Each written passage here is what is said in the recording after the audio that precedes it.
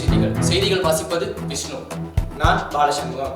BDS பாடல் குழுவை சேர்ந்த ஜின் ஒலிம்பிக் ரிலேவை துவக்கினார். டெல்லியில் தொடர் மழையில் சிக்கி 3 IAS பயிற்சி மாணவர்கள் பலி. மாணவர் சங்கத்தினர் போராட்டம். கைமாறும் இந்தியா சிமெண்ட் நிறுவனம் அதிக விலை கொடுத்து வாங்கிய அல்ட்ராடெக். ஒலிம்பிக் போட்டியில் ஒரு புள்ளியில் தங்கப்பதக்கம் வெல்லும் வாய்ப்பை தவறவிட்ட மனுபாக்கர். ரமிதா தோல்வி. கோவை நெல்லை உட்பட்ட 8 மாவட்டங்களில் வெளுத்து வாங்கும் கனமழை.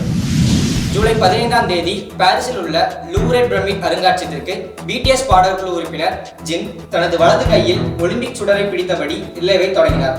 இதன் மூலம் ஜின் வெளிநாடுகளுக்கு ஒலிம்பிக் ஜோதியை ஏந்திய முதல் கொரிய பாடகர் என்ற வரலாற்றினையும் படைத்தார்.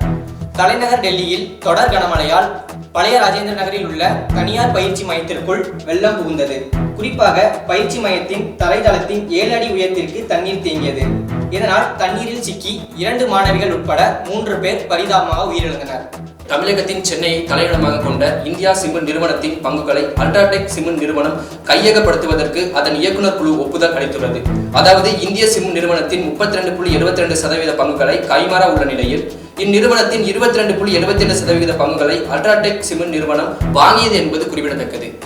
2024ஆம் ஆண்டு பாரிஸ் ஒலிம்பிக் விளையாட்டு தளத்தில் 3வது நாளாக துப்பாக்கி சுடுதல் போட்டிக்கான 10 மீட்டர் ஏர் ரைபிள் பிரிவில் இந்திய வீராங்கனை ரமிதா ஜிந்தல் களமிறங்கினார். இதில் ரமிதா தொடர்ந்து 10 புள்ளிகளை குவித்து வந்தாலும் மற்ற வீராங்கனைகள் அபாரமாக செயல்பட்டு அவரை முந்தினர். இதன் காரணமாக ரமிதா வெற்றி வாய்ப்பினை தவறவிட்டார். கோவை நெல்லை உட்பட்ட 8 மாவட்டங்களில் வெளுத்து வாங்கும் கனமழை. தமிழ்நாட்டின் சில நாட்களாக நல்ல மழை பெய்து வருகிறது. கடந்த 24 மணி நேரத்தில் 100 சென்டிமீட்டர் மழை பெய்துள்ளது. அதே போல ஊத்து பகுதியில் 80 சென்டிமீட்டர் மழையும், காக்காட்சி அவலாச்சி போன்ற பகுதிகளில் 70 சென்டிமீட்டர் மழையும் பெய்துள்ளது. இதனை மேலும் அறிந்து கொள்ள நமது செய்தியாளர் ரிஷி கார்த்திக் பகிர்ந்து கொண்டது. கடந்த 24 மணி நேரத்தில் திருநெல்வேலி, தூத்துக்குடி, கன்னியாகுமரி ஆகிய மாவட்டங்களில் கனமழை பெய்திருக்கு. இதனால இங்க இருக்கக்கூடிய ஆறு, ஏரி மற்றும் குளங்கள்ல தண்ணீரோட போக்குவரத்து அதிகமாக இருக்கு. மற்றும் இந்த நிலை அடுத்த ஒரு 2-3 நாட்களுக்கு நீடிக்கும் அப்படின்ற மாதிரி வானிலை அறிக்கையில கூறப்பட்டிருக்கு. நன்றி, மீண்டும் சந்திப்போம்.